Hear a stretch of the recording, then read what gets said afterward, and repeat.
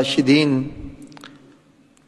اما بعد عن ابی رافع رضی اللہ تعالی عنہ قال رأیت رسول اللہ صلی اللہ علیہ وآلہ وسلم اذن فی اذن الحسن بن علی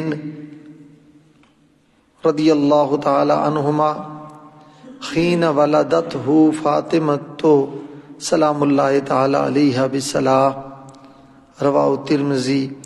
درود پاک پڑھیے۔ اللہم صلی علی سیدنا و مولانا محمد وعلی آل سیدنا و مولانا محمد مبارک وسلم وصلی علیہ۔ الصلاۃ والسلام علیک یا سیدی یا رسول اللہ وعلی آلک واصحابک یا سیدی یا حبیب اللہ۔ الصلاۃ والسلام علیک یا سید الثقلین وعلی آلک واصحابک یا جد الحسن والحسین۔ آج 15 رمضان المبارک ہے اور 15 رمضان المبارک نواسہ رسول، جگر گوشہ بطول، قرار قلب مرتضیٰ، نور چشم فاطمۃ الزہرا، برادر شہید کربلا، منبع جود و سخا، پیکر تسلیم و رضا، حضرت سیدنا امام حسن بن علی علیہ السلام کا یوم ولادت ہے۔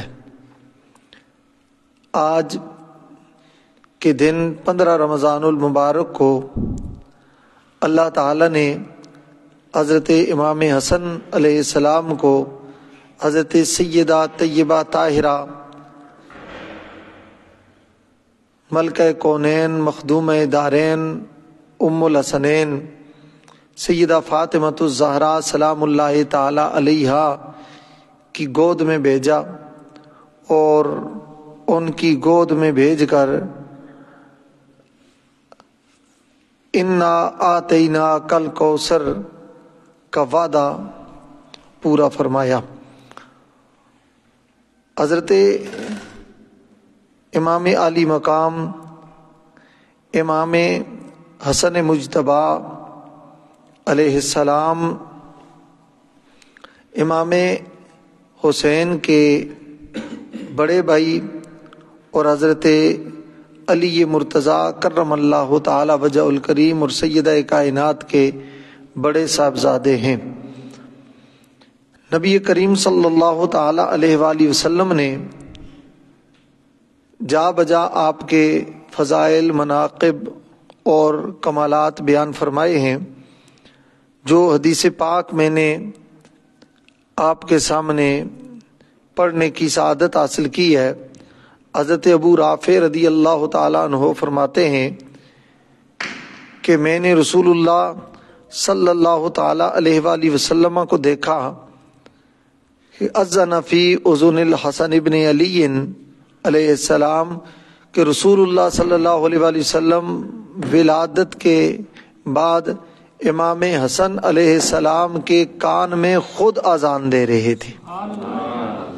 اب اس بات پر غور کریں، ویسے اذان دینا عمومی طور پر ہے کہ جی اس کے کان میں فلاں نے اذان دی ہے، اس کے کان میں فلاں نے اذان دی ہے، شاید یہ آپ ظاہری طور پر اس کو عام بات سمجھیں، مگر کان میں پڑنے والی آواز وہ اس دنیا میں آنے والے بچے کے کان میں وہ پہلی آواز ہوتی ہے، یعنی جو وہ پیدا ہوتا ہے اس کے بعد اس کے کان میں اذان دی جاتی ہے، وہ پہلی آواز ہوتی ہے جس آواز کو وہ سنتا ہے۔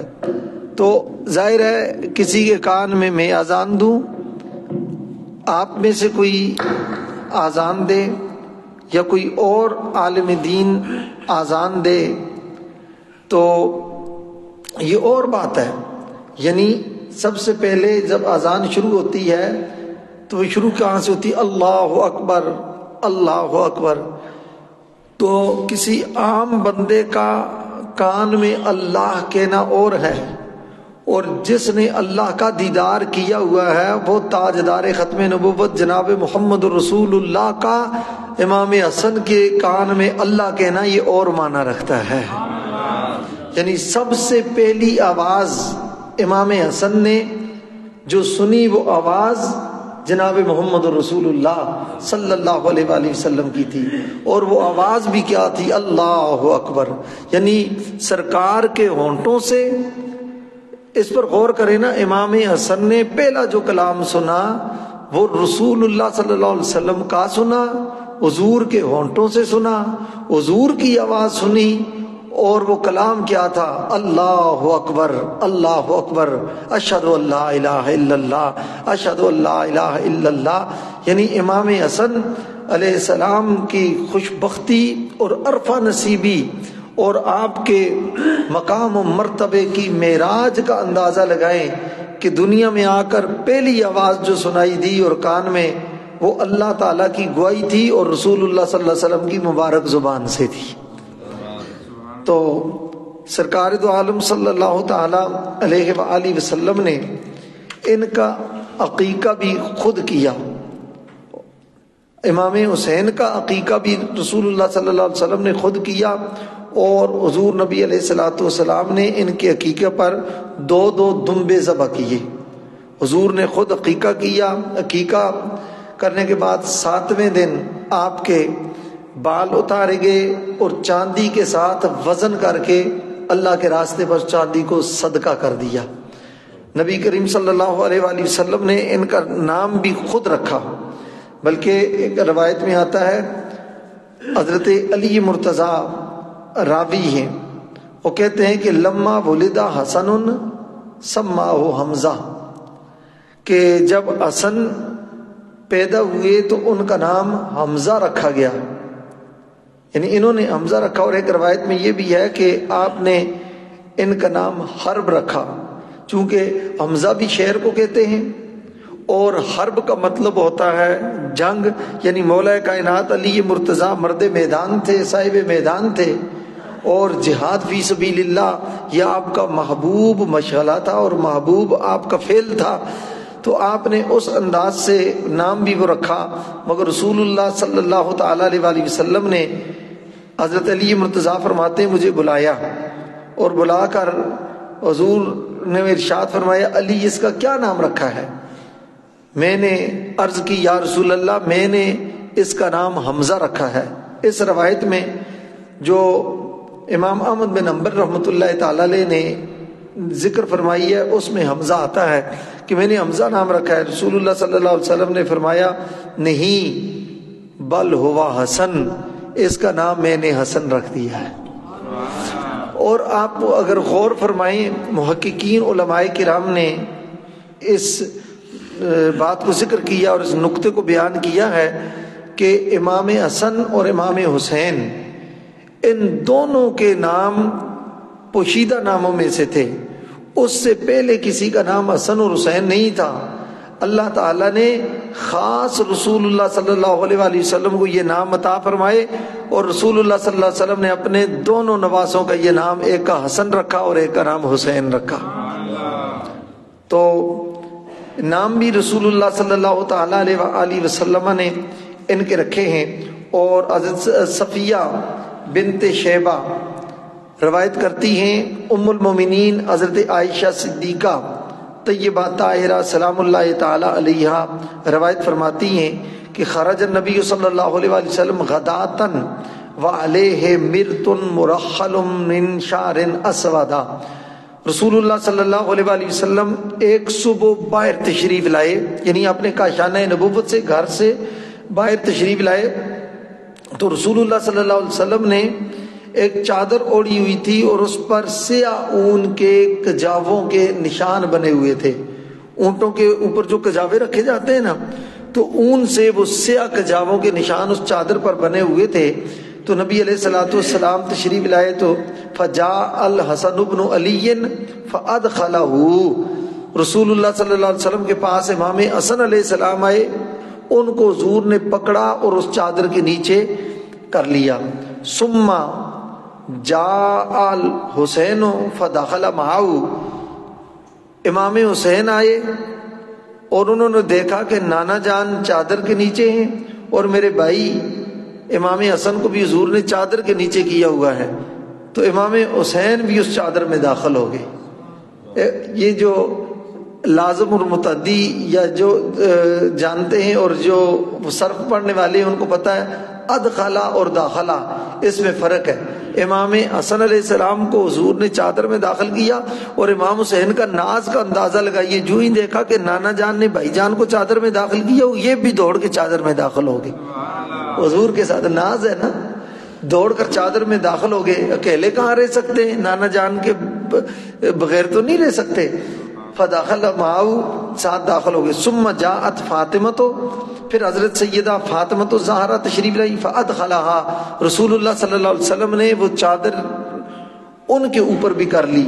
ثم جاء علی فادخلہ، پھر مولا کائنات سیدنا علی المرتضیٰ کرم اللہ وجہ الکریم آئے، حضور نے ان کو بھی چادر میں داخل کر دیا۔ ثم قال، پھر حضور نے یہ دعا فرمائی اور قرآن کی آیت تلاوت فرمائی، انما یرید اللہ لیذہب عنکم الرجس اہل البیت ویطہرکم تطہیرا، سورہ الاحزاب 22واں پارہ۔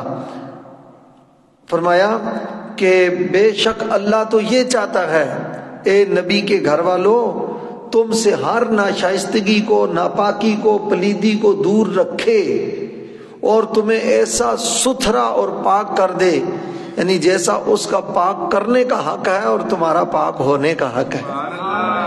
نبی کریم صلی اللہ علیہ وآلہ وسلم نے ان کو چادر تطہیر میں لیا، اور انہی کو آل ابا بھی کہا جاتا ہے کہ چادر والے، اور انہی کو آل کسا بھی کہا جاتا ہے کہ اس چادر کے نیچے آنے والے۔ یہ جو آپ درود پاک میں پڑھتے ہیں نا، واسطہ آل ابا کا، واسطہ خیر النساء کا، اور شہید کربلا کا، غم نہ ہو روز جزا کا۔ یہ مساجد کی بنائی جاتی ہیں، جامع مسجد آل ابا، مثلا دربار علیہ گولڈا شریف کے زیر اہتمام بھی ایک مسجد ہے، اس کا یہ نام ہے۔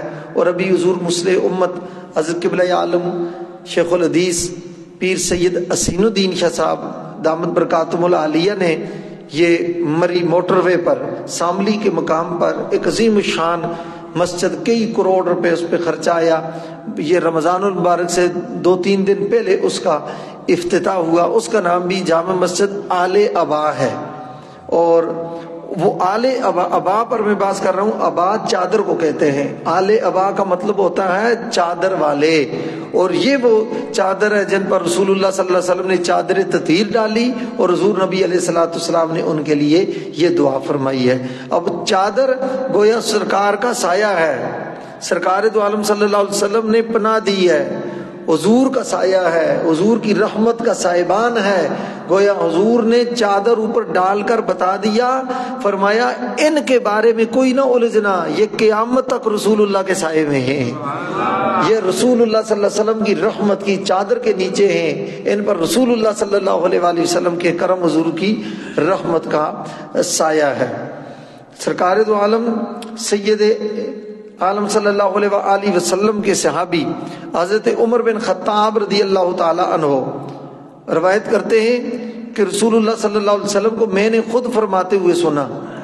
پچھلی جو روایت میں نے پیش کی ہے وہ مسلم شریف سے تھی، اور یہ والی طبرانی میں ہے کہ حضور نبی علیہ الصلوۃ والسلام نے ارشاد فرمایا کہ کل سبب و نسب منقطع یوم القیامت ما خلا سببی و نسبی، فرمایا قیامت والے دن ہر ایک کا سبب، تعلق، واسطہ، وسیلہ منقطع ہو جائے گا، وہ جو کنیکشن ہے ٹھیک ہے ڈسکنیکٹ ہو جائے گا۔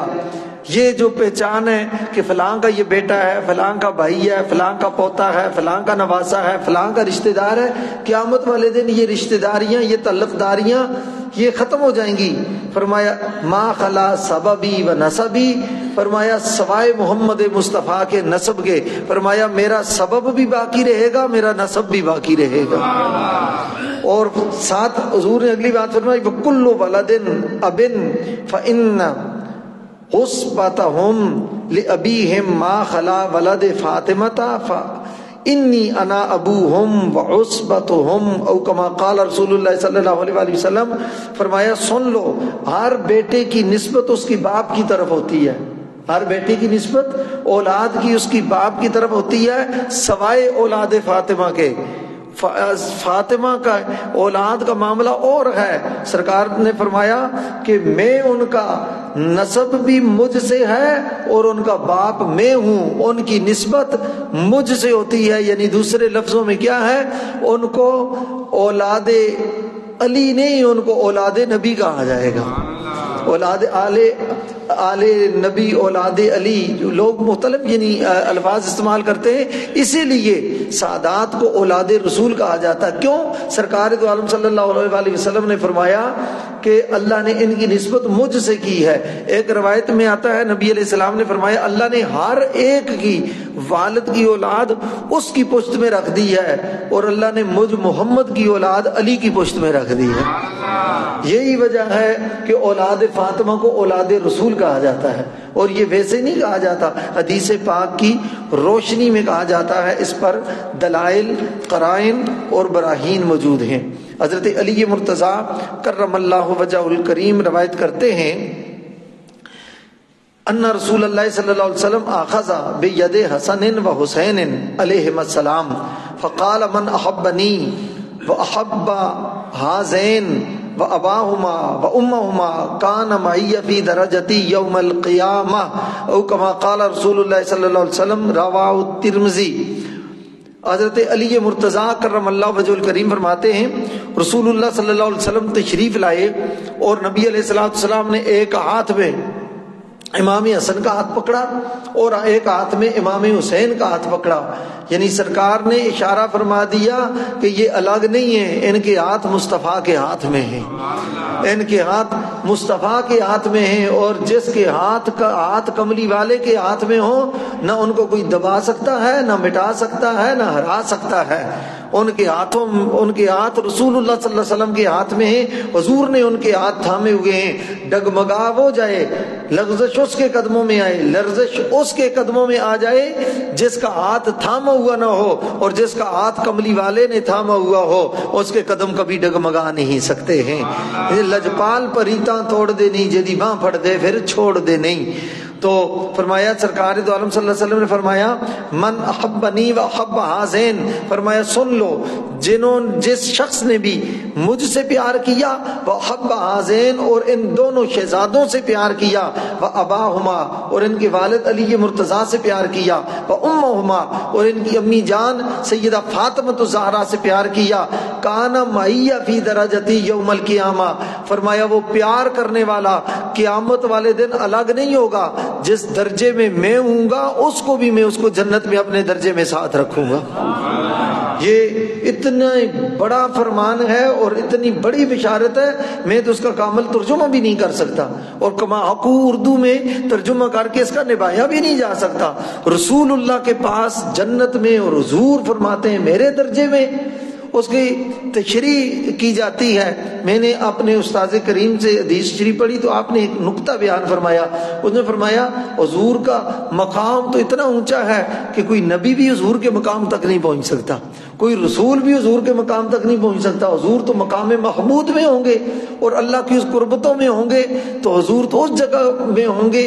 مگر محبان آل بیت کے لیے، محبان آل محمد کے لیے، غلامان آل رسول کے لیے سرکار دو عالم صلی اللہ علیہ وآلہ وسلم نے یہ انعام رکھا ہے. فرمایا جس محل میں میں ہوں گا اسی محل میں، اسی جگہ پر ان کو بھی اپنے قدموں کا سایہ عطا فرماؤں گا.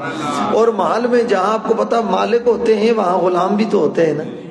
بولیے جہاں مالک ہوتے ہیں وہاں غلام بھی تو ہوتے ہیں نا. جہاں آقا ہوتے ہیں وہاں منگتے بھی تو ہوتے ہیں، وہاں فقیر بھی ہوتے ہیں. اس سے بڑی سعادت کیا ہوگی کہ آل بیت کے غلام قیامت والے دن بھی رسول اللہ کے قدموں میں حضور کی غلامی میں رہیں گے انشاءاللہ. اس سے بڑی کوئی سند ہے؟ نبی کریم صلی اللہ تعالی علیہ وآلہ وسلم نے ان کو مخاطب کر کے فرمایا. حضرت زید بن ارقم رضی اللہ تعالیٰ عنہ راوی ہیں ان رسول اللہ صلی اللہ علیہ وسلم قال لعلی وفاطمہ والحسن والحسین انا حرب لمن حاربتم وسلم لمن سالمتم او کما قال رسول اللہ صلی اللہ علیہ وسلم. رواہ الترمذی، امام ترمذی اس حدیث کو لے کے آئے ہیں.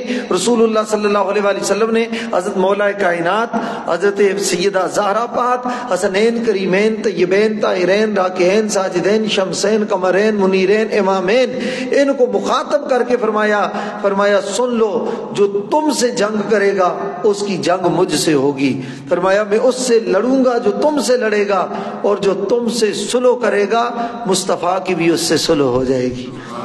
جو تم سے جنگ کرے گا فرمایا وہ مد مقابل تمہیں نہیں پائے گا، مد مقابل رسول اللہ کو پائے گا، اور جو تم سے صلح کرے گا تم سے پیار کرے گا، وہ پیار تم سے نہیں کرے گا، وہ حقیقت میں پیار مجھ سے ہوگا۔ اب اندازہ لگا لیجئے نا، ان کا یہ مقام ہے، ان کی یہ شان ہے، ان کا مرتبہ اور شوکت و عظمت اور رفت ہے۔ حضرت ابو ہریرہ رضی اللہ تعالیٰ عنہ فرماتے ہیں کہ سرکار نے ارشاد فرمایا من حب الحسن والحسین، جس نے امام حسن اور امام حسین سے محبت کی فقط احبنی، حضور نے فرمایا وہ ان سے تو محبت نہیں کی، اس نے تو حقیقت میں مجھ سے محبت کی ہے۔ فرمایا یہ کون ہے؟ یہ مجھ سے الگ تو نہیں ہے، یہ مجھ سے جدا تو نہیں ہے، ایک سر سے لے کر سینے تک حضور کے مشابہ ہے، اور ایک سینے سے لے کر پاؤں تک حضور کے مشابہ ہے۔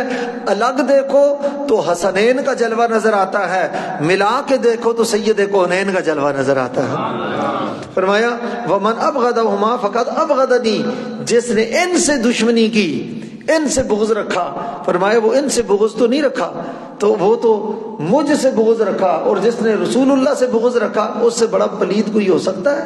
اس سے بڑا کوئی بدبخت ہو سکتا ہے؟ اس سے بڑا کوئی بد نصیب ہو سکتا ہے؟ کئی لوگوں کو نا آج یہ فتنے نئے سر اٹھا رہے ہیں، اور نئے فتنے سر اٹھا رہے ہیں، اور اپنی جو ہے شیطنت پھیلا رہے ہیں کہ یہ ایسے گروہ پیدا ہو گئے ہیں جو یزید کے بارے میں بڑا نرم گوشہ رکھتے ہیں۔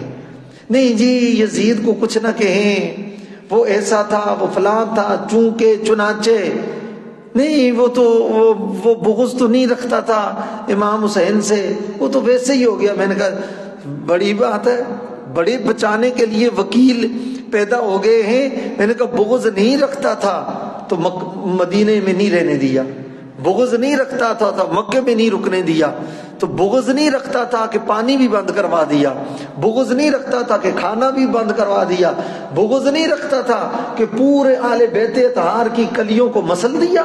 یہ بغض نہیں ہے تو اور کیا ہے؟ ننھے علی اصغر کو تک کوئی بھی نہ چھوڑا، یہ رسول اللہ کی اولاد ہے۔ حضرت عباس کے بازو قلم کر دیے، اونو محمد کی بوٹیاں کربلا کے میدان پر بکھیر دی، یہ بغض نہیں ہے تو اور کیا ہے؟ حضرت شبیہ رسول شہزادہ علی اکبر کی کڑیل جوانی لوٹ لی گئی، اور شبیہ مصطفیٰ کی لاش پر گھوڑے دوڑائے جا رہے ہیں، اور یہ بغض نہیں ہے؟ اور اس گردن پر خنجر جور و جفا چلایا گیا جس گردن پر رسول اللہ ہونٹ رکھ کے بوسے دیا کرتے تھے، یہ بغض نہیں ہے تو اور کیا ہے؟ امام حسین علیہ السلام کو نہ صرف سجدے کی حالت میں ذبح کیا گیا، آپ کے جس جسد اقدس پر گھوڑے دوڑائے گئے کہ آپ کی استخوان مبارکہ، آپ کی ہڈیاں وہ چور چور ہو گئیں، اور یہ بغض نہیں تو اور کیا ہے؟ اور پھر جب آپ کا سر انور یزید کے دربار میں پیش کیا گیا اور کاٹ کر، آپ اندازہ لگا لیجئے نا، آج بھی آپ تصور کریں، 2 منٹ میں آپ کے لے لیتا ہوں اس موضوع پر، یہ بات، اس چیز کو غور سے سنیں۔ آج کوئی مسلمان ہو، آج کا کوئی مسلمان گناہگار سے گناہگار مسلمان ہو، اگر کوئی مار کر اس کو اس کا سر نیزے پر چڑھا کر ادھر بری امام سرکار کی گلیوں میں پھیرے، آپ پھیرنے دیں گے؟ بولیے نا آپ۔ کلمہ پڑھنے والے ہم اس کی توہین کرنے دیں گے؟ کہیں گے تم نے قتل بھی کر دیا، مار بھی دیا، اتنا ظلم بھی کر دیا، تو انسانیت کی تذلیل کر رہے ہو۔ مسلمان ہے، اور بھئی مسلمان نہ بھی ہو، کوئی صرف انسان بھی ہو، بندہ برداشت نہیں کر سکتا کہ پورا نیزہ سر کے اندر گھسا کر اور پورے 2.5-3 ماہ تک اس کو گلیوں میں، چوکوں چوراہوں میں اور بازاروں میں پھیرنا۔ ظالم، تمہیں یہ حیا نہیں آئی؟ جس نبی کا کلمہ پڑھتے ہو اسی سر کو رسول اللہ چوما کرتے تھے، انہی ہونٹوں کو حضور بوسے دیے کرتے تھے، انہی سی منہ مبارک میں رسول اللہ اپنی زبان ڈال کر امام حسین علیہ السلام کو چسایا کرتے تھے۔ اور یہ چیزیں کیا یہ ویسے ہی یہ بات بن گئی ہے؟ اتنا ظلم اور اتنا جبر۔ اور پھر جب امام حسین علیہ السلام کا سر انور اس بدبخت ملعون پلید کے دربار میں پیش کیا گیا، اس ظالم نے چھڑی لی اور چھڑی لے کر امام حسین علیہ السلام کے لبوں پر مارنے لگا۔ یہ یزید ملعون بدبخت لعنتی جہنمی مردود، یہ آپ کے چھڑی جو ہے لبوں پر مارنے لگا. اور زید بن ارقم جن کی ابھی روایت میں نے پیش کیا، یہی سے ابھی وہاں موجود تھے، انہوں نے کہا اخر یدا کا، اپنے ہاتھ کو پیچھے کر، خدا کی عزت کی قسم جن لبوں پر تو چھڑی مار رہا ہے میں نے رسول اللہ کو دیکھا، حضور لبوں پر ہونٹ رکھ کے رسول اللہ بہت سے لیا کرتے تھے، حضور چوما کرتے تھے. اور پھر وہ یہ کہتا ہے کہ این الشیوخی ینظرون انتقامی بدر من آل محمد، میرے بڑے کہاں ہیں؟ وہ جو میرے خاندان کے لوگ مارے گئے تھے بدر میں، وہ آج ہوتے تو دیکھ لیتے میں نے بدر کا بدلہ آل محمد سے کس طرح لے لیا ہے. جو بدر کا بدلہ لے تو اس کے بارے میں جو ہے یہ نرم گوشہ کسی مومن کا یزید ملعون کے بارے میں نرم گوشہ نہیں ہو سکتا. جس کے اندر یزید کے بارے میں کوئی نرم گوشہ ہے، پیار ہے، مہر محبت ہے، مربت ہے، وہ یہ حدیث سن لے. رسول اللہ صلی اللہ علیہ وسلم نے فرمایا جس نے امام حسن حسین سے بغض رکھا، اس نے ان سے نہیں رکھا، اس نے مصطفیٰ سے رکھا. اور جو رسول اللہ صلی اللہ علیہ وسلم سے محبت نہ کرے وہ جنت میں نہیں جا سکتا، اور جو حضور سے بغض رکھے وہ کیسے جنت میں جا سکتا ہے؟ حضور کا بغضی کیسے خلد کے راستے پر چل سکتا ہے؟ تو سرکار نے حکم فرمایا. عبداللہ بن مسعود فرماتے ہیں، امام نسائی نے اس حدیث کو نقل کیا، سرکار نے فرمایا من احبنی فلیحب ہذین. فرمایا یہ نہیں کہ صرف کہو ہم نے حضور سے پیار کیا، سرکار سے محبت کی، نعرے لگا لیے حضور کے، بس کافی ہو گیا، ہماری محبت مقبول ہو گئی، محبوب ہو گئی، ہماری نجات یقینی ہے. نہیں، حضور نے حکم دیا جس نے بھی مجھ سے محبت کی یا مجھ سے محبت کرتا ہے میں حکم دیتا ہوں فلیحب ہذین، اسے حکم دیتا ہوں وہ میرے ان دونوں بیٹوں سے بھی پیار کرے، وہ امام حسن سے بھی پیار کرے، امام حسین سے بھی پیار کرے. یعنی ان سے جب تک پیار نہیں ہوگا رسول اللہ کی محبت بھی حضور کی بارگاہ میں قبول نہیں ہوگی. حضور کا حکم ہے کہ میری محبت اس وقت میری بارگاہ میں قبول ہے جب تک میرے حسن سے بھی پیار کرو گے، میرے حسین سے بھی پیار کرو گے. یہ الگ نہیں ہے. اسنین کے دو نین پہ سو نین تصدق، سو نین تو کیا چیز ہے کو نین تصدق. باقی سنتیں بڑی میٹھی میٹھی نظر آتی ہیں سب کو، یہ بڑی میٹھی سنت ہے، حلوہ کھانا بھی سنت ہے جی، کھجور کھانا بھی سنت ہے، مسواک کرنا بھی سنت ہے، باقی بھی سنتیں بڑی میٹھی ہیں. مگر ان میٹھی سنتوں سے زیادہ میٹھی سنت امام حسن حسین سے پیار کرنا بھی ہے. امام حسن حسین سے پیار کرنا یہ بھی بڑی میٹھی سنت ہے، اور باقی میٹھی سنتوں سے زیادہ میٹھی سنت ہے. یہ سنت ہے رسول اللہ صلی اللہ تعالی علیہ وسلم کی. وقت ہوتا تو میں بیان کرتا. حضور نبی علیہ الصلوۃ والسلام نے ان دونوں کو مخاطب کر کے فرمایا، اللہ کی بارگاہ میں عرض کی، فرمایا یا اللہ اللہم انی احبہما، یا اللہ مجھے ان دونوں سے پیار ہو گیا ہے، فاحبہما، یا اللہ تو بھی ان سے پیار کر. اور ظاہر حضور دعا کریں تو اللہ تعالیٰ رد کرے گا. جب قبول کی فرمایا یہ خدا کے بھی محبوب ہو گئے، مصطفیٰ کے بھی محبوب ہو گئے. فرمایا یا اللہ اب امت کے لیے، ان کے محبین کے لیے بھی دعا کرتا ہوں قیامت تک جو حسن حسین سے پیار کرے، اے میرے اللہ تو اس بندے سے بھی پیار فرما. یعنی جو حسن حسین کا محب بن جاتا ہے وہ خدا اور رسول کا محبوب بن جاتا ہے. اللہ تعالیٰ ہمیں ان کی پاکیزہ ہستیوں سے پیار عطا فرمائے. آج 15 رمضان المبارک ہے، آج یوم ولادت ہے حضرت امام حسن علیہ السلام کا، اور آپ کی ولادت پر رسول اللہ نے بہت خوشی کا اظہار کیا، بہت محبت کا اظہار کیا. سرکار دو عالم صلی اللہ علیہ وسلم کی چونکہ اس موقع پر خوشی کا اظہار ہے تو ان کی ولادت کے دن پر خوشی کا اظہار کرنا یہ بھی رسول اللہ کی سنت ہے. اللہ تعالی ہمیں ان پاکیزہ ہستیوں کے دامن کرم سے وابستگی نصیب فرمائے. وما علیہ الا البلاغ المبین.